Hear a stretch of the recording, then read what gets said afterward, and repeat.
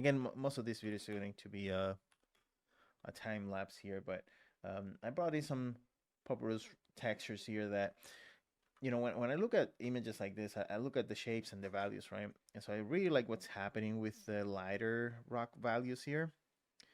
And maybe if I can extract that, I can make that part look like my fleshy organic material, and then have that sort of like go across the train. And so I want to experiment with that first, sort of roughly here. Doesn't have to be exact for what I want,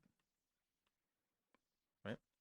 And I like this, so I'm gonna duplicate it because I want to keep the original. And now that I got the shape, scale that a little bit, rotate that. Now I can play with the value and the color of this. So I'm gonna colorize this a little bit.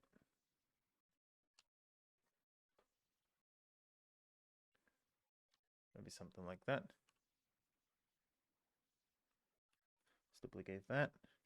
Let's get rid of the stuff that I don't want.